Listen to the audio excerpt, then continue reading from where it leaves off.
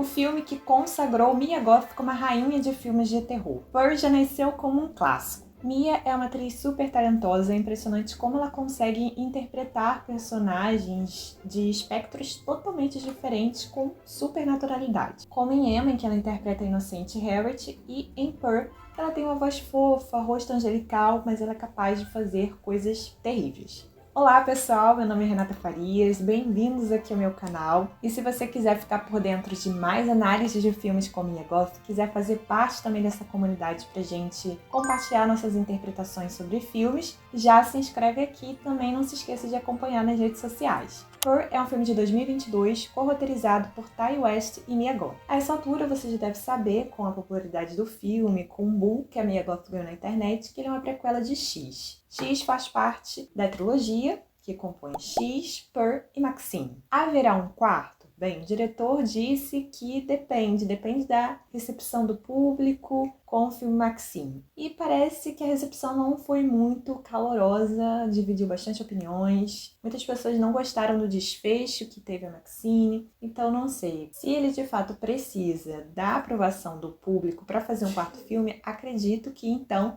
não haverá. Mas também, por outro lado, ele pode pensar: vou tentar aqui reconciliar com o público, me desculpar, vou fazer um novo desfecho para Maxine. Então, não sabemos, fica esse mistério no ar. E bem, como que vai funcionar esse vídeo? Nessa primeira parte, eu vou comentar sem spoilers. Depois, na outra parte, eu vou fazer uma análise mais detalhada sobre o filme. Então, se você quiser pular para a parte mais detalhada, você pode pular para esse minuto aqui em tela. Purr se passa em 1918, mais ou menos 60 anos antes dos eventos do filme X, que se passa em 1979. E aqui a gente vai entender melhor o passado da senhorinha macabra Purr, quando ela era jovem. E aí, muitas pessoas, pela Mia Goth interpretar duas personagens diferentes, algumas pessoas confundiram a personagem Purr com Maxine, né? São personagens diferentes. Aqui é a narrativa da Purr, a gente vai entender essa perspectiva dela. Purr é uma jovem casada que vive com seus pais em uma fazenda isolada no Texas. A mesma, inclusive, onde se passa o filme X. Aqui em Purr, nós percebemos esse contraste nas cores, esse ar de vivacidade, inclusive, em torno da casa há flores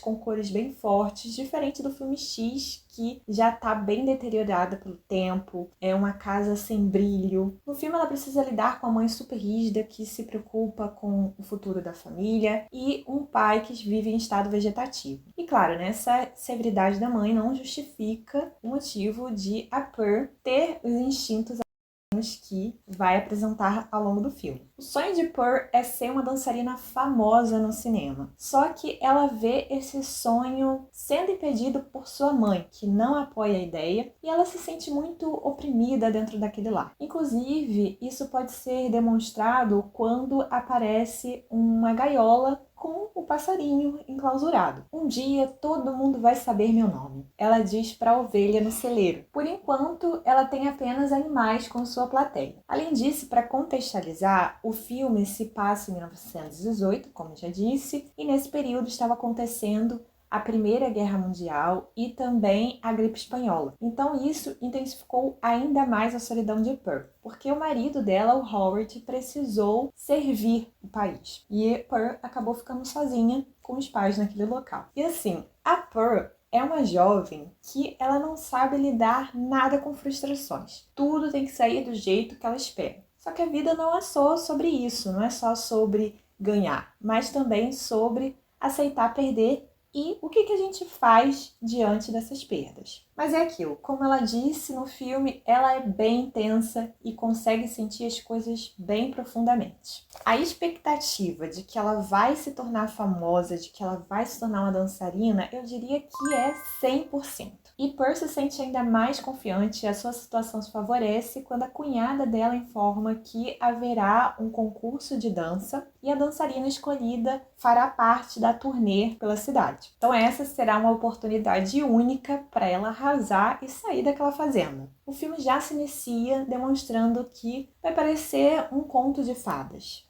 Só que a gente sabe que não vai ser bem assim, vai ser um conto de fadas bem macabro. Ele conta com cores vivas, vibrantes e traz esse olhar sonhador de Pearl. E nesse filme você vai encontrar várias referências ao filme mágico de Oz. O filme também conta com vários detalhes vermelhos na decoração da casa, nas suas roupas, que simboliza essa fúria que ela tem, esse instinto assassino e ao mesmo tempo a paixão para seguir aquilo que ela ama, que é a dança. Aqui conseguimos entender o impacto que a Maxine teve para a vida da Pearl. A Maxine, na verdade, funcionou como um espelho para ela, um espelho em que ela poderia reviver a sua juventude, a sua sexualidade. Então, por isso que aquela visita daquela jovem a incomodou e gerou uma surpresa. E outra similaridade é que as duas cresceram em um lar extremamente rígido e religioso. Tudo tinha que seguir ali à risca. Principalmente se a gente leva para o contexto da Pearl, em que o filme se passa em 1918, né? Como que as mulheres eram tratadas e vistas naquele tempo. Um outro ponto é que as duas querem ser famosas. A Maxine quer se tornar uma grande estrela de cinema e a Pearl quer se tornar uma grande dançarina. Só que enquanto Maxine teve a oportunidade e também a força de vontade de trilhar o próprio caminho dela, a Pearl já não foi assim. Ela, como a gente percebe no filme X, viveu fadada a ficar ali naquela fazenda com o seu marido Howard. E agora vamos para a análise com spoilers, começando pelas primeiras cenas em que a Mia Goth entra no celeiro, conversa com os animais e nisso ela sobe como se fosse uma escada, o que reforça esse desejo dela de alcançar o topo. E nesse momento surge o pato na frente dela, encarando, e ela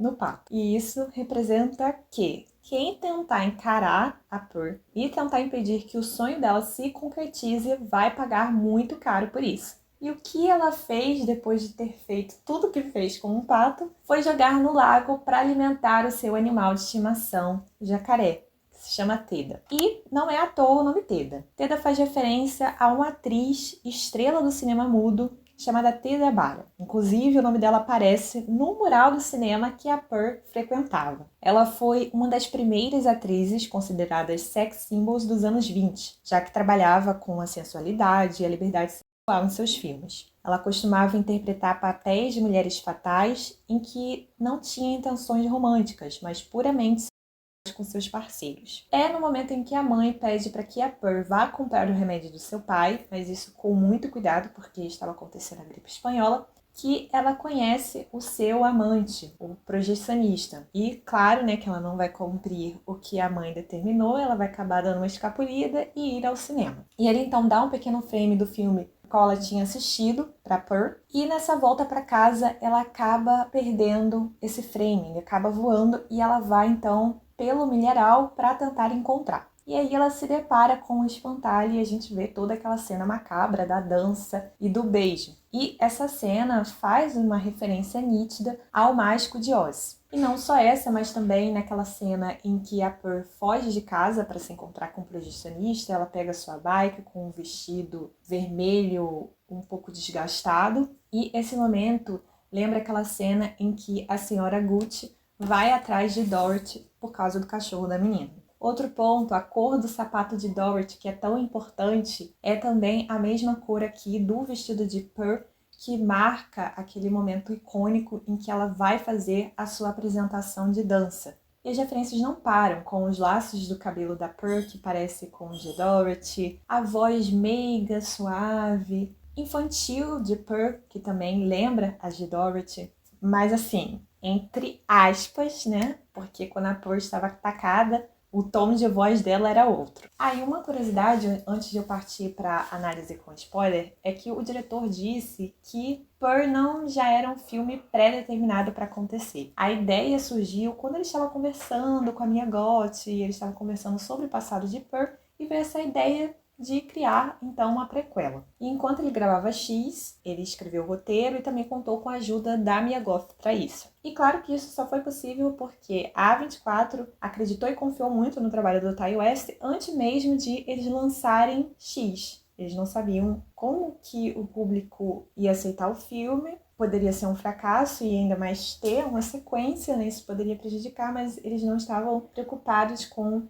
esse aspecto mais comercial e sim dar essa liberdade criativa para o diretor. Isso explica então porque os dois filmes foram lançados em um curto período de tempo. Eles foram lançados no mesmo ano, em 2022. Aqui no Brasil acabou só sendo lançado nos cinemas em 2023. Aí, se você tá gostando do vídeo, deixa aqui nos comentários e também me diga se você quer depois uma análise sobre o filme Maxine. Em algumas cenas, vemos que Pearl mistura a fantasia com realidade. Parece que ela está tendo alguns surtos psicóticos. Por exemplo, naquela cena do espantalho, que ela se depara com o espantalho, dança, há um momento em que ela acaba alucinando e vendo o rosto do seu futuro amante naquele espantalho. Ainda no dia da seleção de dança, após fracassar, ela confunde a sua mãe morta, que ela acidentalmente, como parte de um dos jurados. Pearl, assim como X, é marcado por essa intensa sexualidade. Na cena em que Pearl vai à casa do projecionista, ele apresenta a ela um filme. E vale lembrar aqui que esse filme de fato existe. Trata-se de um curta-metragem mudo de 9 minutos de 1915 e se chama A Ride Free. Não se tem muita certeza, mas acredita-se que esse talvez tenha sido o primeiro filme adulto dos Estados Unidos. Por então passa a ter uma visão otimista e agora com esse amante ela acredita que vai conseguir passar nesse concurso de dança, vai sair da fazenda e vai sair viajando por aí com o seu novo amante. Antes de ela ir à audiência, ela acaba acidentalmente a mãe. E com isso, ela se vê em conflitos sobre o que vai fazer com o pai. E a Pearl, ela é meio contraditória, porque ela decide matar o pai para não se sentir culpada de deixá-lo naquela casa abandonado. Mas também ela parece não sentir remorso ter matado o próprio pai. Então, há várias cenas em que a Pearl apresenta essas ambiguidades, como a própria mãe. Ela diz em um primeiro momento que odeia a mãe, mas no final do monólogo ela diz que pensava que odiava a mãe, mas na verdade ela não a odeia. O que ela queria era se sentir segura, se sentir amparada pela mãe. E um outro ponto que vale comentar aqui também é que quando ela mata seu pai, novamente aparece essa gaiola do passarinho, remetendo essa liberdade da Pearl e essa sua sensação de enclausuramento dentro daquela casa. Mas esse futuro otimista não foi o que aconteceu com a Pearl. As palavras de mãe realmente pegam, porque a mãe dela tinha dito que ela ia fracassar e foi o que aconteceu. Pearl não consegue passar nos testes, não porque ela não tinha talento, o próprio jurado disse que a dança dela foi boa, mas por conta das características físicas dela. Eles estavam à procura de uma jovem loira, nos padrões americanos. E jovens como a Pearl já havia muitas na trupe. E a Pearl já começa a ligar os fatos e entende que a sua cunhada é que poderá ser chamada para fazer parte desse grupo de dança. Ela fica furiosa e ela também sente muita inveja da sua cunhada por conseguir aquele papel que ela queria e que não seria pelo talento, pelo mérito, mas apenas pelo exterior. E a Pearl, tomada de raiva, acaba eliminando a sua cunhada. E é o que vai acontecer também com o projecionista. Ela decide eliminá-lo após ele se sentir desconfortável ao chegar na casa dela e ver tudo bagunçado, uma sensação estranha, um ar caótico e macabro. E ele tenta sair de fininho, mas já é tarde demais. Para ela, aquilo tinha que acontecer, ele tinha que aceitar que eles teriam uma vida juntos, mas não é o que acontece, então elimina ele. Só que antes de ela matar a cunhada, ela decide desabafar, abrir o seu coração sobre o seu casamento com o Horde e também sobre a sua vida, seus desejos e sonhos. Então agora vamos analisar o monólogo, a parte mais impactante do filme, a parte que foi intensa. Em uma das partes do monólogo, a Pearl diz o seguinte: "Eu nunca quis que você sentisse ciúmes. É uma sensação horrível, como uma podridão.